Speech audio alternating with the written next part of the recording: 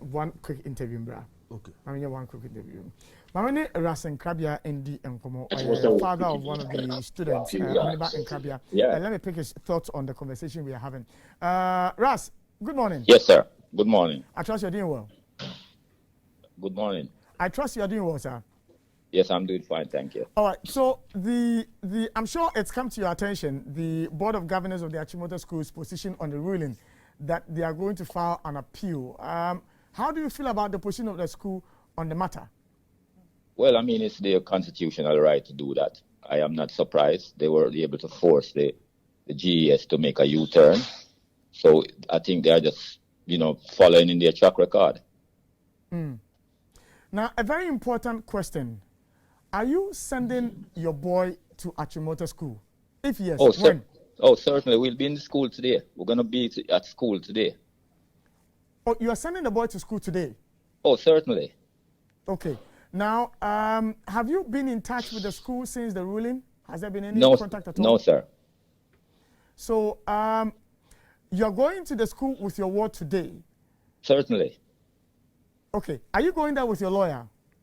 No, I'm not going with the lawyer. I'm going. The parents are going and the children going. We are going to get the child in school today, based on the directive from the court. All right. Now let me ask this: what's the mental state of your boy? They are fine. They're very good.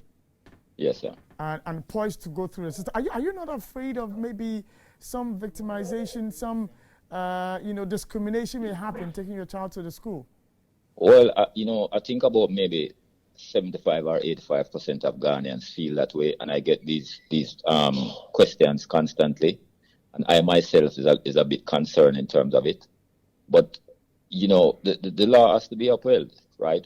The law must be enforced, right? We are living in this country. We are not foreigners. We have a constitutional right to go to Achimota School. So no one can deny us from going to Achimota School once there's a constitutional right for us to be there, right? So whatever it takes to get there, we have to go there. The children will learn how to navigate these hostile environments. A very important question. Why Achimota School?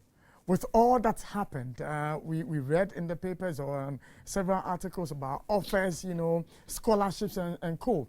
Why the emphasis on Achimota School? I would ask the same question. Why should they deny the right of the child to go to the school of his choice? I would ask the same question again. Why should they deny the child the right to go to Achimota School when that was his first choice, when he was granted by the computer placement?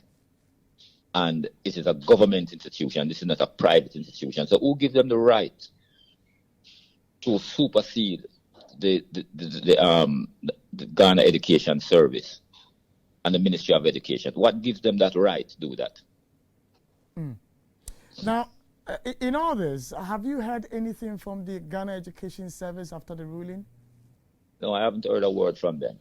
And that's why I'm very puzzled that the Ghana Education Service is not saying anything about the issue. Now, let's come to, the religion you belong to, Rastafarianism. Apart yes, from sir. The hair that you keep, would your child be expected to perform any rite or anything like that whilst in school? I'm asking this on the basis of the issue of the Wesley Girls High School. Okay. No, there are no rites that he has to perform over there apart from carrying his dreadlocks. He's a vegetarian. He's going to be carrying his own vegetarian food. So there would be an issue in the canteen in terms of having to do special meal for him or anything like that. He's been a vegetarian from birth. He has never had no other food apart from a plant-based diet. And that is going to be maintained. So we ensure that he takes his vegetarian food to school.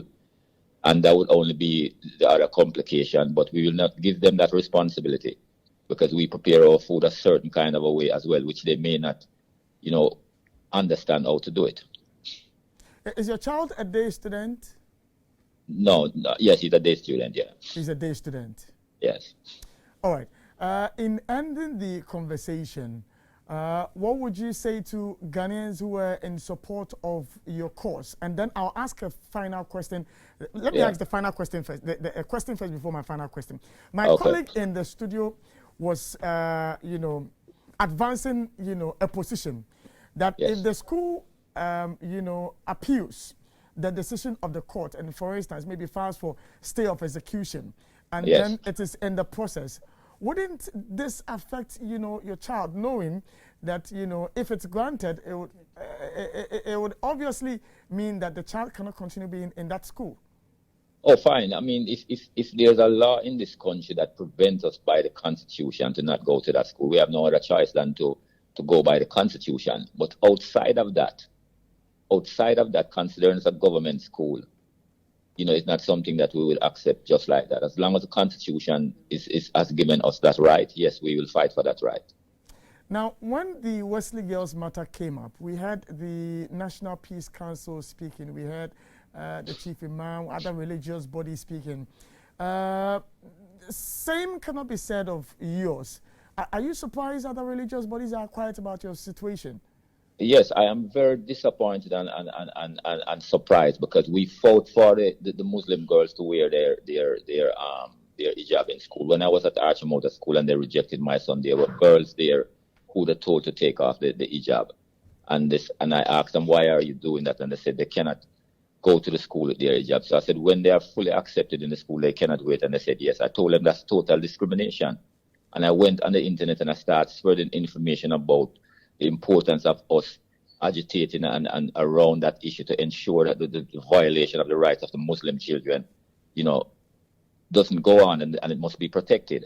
Some of it is disappointed that the Christian Council and the Muslim mission is not more proactive in terms of this issue, because everyone was quiet when the Rastafarian when we have our problem. All those institutions, they were very quiet. They didn't say, including the Muslim mission, they didn't say a word. Right? And it is going to affect them as well. So we are actually going to pave the way for their rights as well. So you experienced a similar situation with a Muslim student who was wearing the hijab? Yes. In the end, what happened? Was she allowed or sent back? No. They said that the staff at the school told me that they cannot wear the hijab at the school, because I asked them and they said, no, it is not allowed. So the student took it off? Yes, that morning when I was there, when the girl came there, she took it off. Wow. Right, and I when I asked the question by what staff that was there, she said they will not be allowed. Even the assistant headmaster, when I went in his office, I asked him. I said, okay, I understand you're blocking the Rastafarian, but what about the Muslim girls wearing the hijab? He said it's not allowed. That came from the mouth of the assistant headmaster. All right, sir. And I'm wondering why the Muslim mission is sitting down there. I mean, I've heard one of the assistant imam said that they believe in dialogue, but they have been doing dialogue for years. I'm wondering why they don't take the school to court and make sure that the laws work here, because this dialogue is not working. They've been doing this dialogue with the school, and the school is very adamant and arrogant, and they are very prejudicial, and all they're thinking about is their religion. All right. Quick one. Is your son with you? He's not here with me at the moment. All right. Ras, I'll thank you for making time to speak to us this morning. You're most welcome. All right. Respect. All right.